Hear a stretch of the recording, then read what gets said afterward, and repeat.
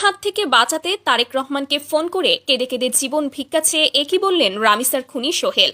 দর্শক, রাতের নিস্তব্ধতা যখন পুরো শহরকে গ্রাস করে, জেলের চার দেয়ালের ভেতরে তখন শুরু হয় এক অন্যরকম খেলা। ক্ষমতার অন্তরালে লুকিয়ে থাকা এমন কিছু রহস্য আছে যা সাধারণ মানুষের কল্পনারও বাইরে। একদিকে 7 বছরের নিষ্পাপ শিশু রামিসার মর্মান্তিক পরিণতি দেখে পুরো বাংলাদেশ যখন ক্ষোভে ফুঁসছে, মানুষ যখন অপরাধীদের দৃষ্টান্তমূলক এবং সর্বোচ্চ শাস্তির প্রহর গুনছে, ঠিক তখনই ঘটল শতাব্দীর সবচেয়ে বড় এবং চাঞ্চল্যকর ঘটনা। হ্যাঁ দর্শক, আপনারা একদম ঠিক শুনেছেন।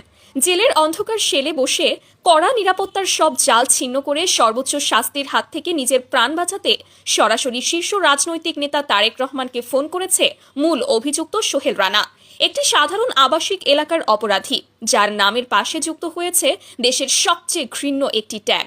সে কিভাবে জেলের ভেতর মোবাইল ফোন পেল, কিভাবে সে রাজনৈতিক হাই কমান্ডের সাথে যোগাযোগের দুঃসাহস দেখালো, আর সবচেয়ে বড় প্রশ্ন হলো, কেঁদে কেঁদে সেই ফোন আলাপে ঠিক কি বলেছে এই পাষণ্ড? সে কি রাজনৈতিক আশ্রয় পেয়েছে, নাকি তারেক রহমান এমন এক চরম জবাব দিয়েছেন যা শুনে তার পায়ের তলার মাটি সরে গেছে? সুপ্রিয় দর্শক, আজকের এই এক্সক্লুসিভ আয়োজনে আমরা উন্মোচন করতে যাচ্ছি রাতের অন্ধকারে ঘটা সেই রহস্যময় ফোনালাপের আদ্যোপান্ত। আজ এমন কিছু তথ্য আপনাদের সামনে আসবে যা দেশের পুরো বিচার ব্যবস্থা এবং রাজনৈতিক দৃশ্যপটকে নতুন করে ভাবাতে বাধ্য করবে। তাই ভিডিওটি 1 সেকেন্ডও স্কিপ না করে একদম শেষ পর্যন্ত দেখতে থাকুন।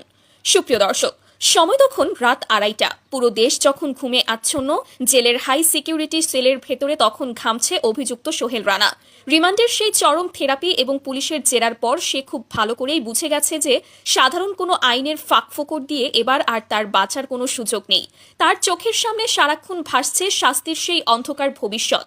তার স্ত্রী স্বপ্নাও যখন নিজের পিঠ বাঁচাতে তার বিরুদ্ধে রাজসাক্ষী হওয়ার সব প্রস্তুতি নিয়ে ফেলেছে, তখন সোহেল রানা বুঝতে পারে যে তার চারদিকের সব রাস্তা চিরতরে বন্ধ হয়ে গেছে। কিন্তু অপরাধী যতই কোণঠাসা হোক না কেন, বাঁচার জন্য সে শেষ মুহূর্ত পর্যন্ত মরণ কামড় দেওয়ার চেষ্টা করে। ঠিক এই চরম আতঙ্কের মুহূর্তেই জেলের ভেতরের এক অসাধু চক্রের সহায়তায় এবং বিশাল অঙ্কের টাকার বিনিময়ে সোহেল রানার হাতে পৌঁছায় একটি স্মার্টফোন। তার উদ্দেশ্য একটাই, যে কোনো মূল্যে যে কোনো শর্তে রাজনৈতিক আশ্রয় ভিক্ষা করা।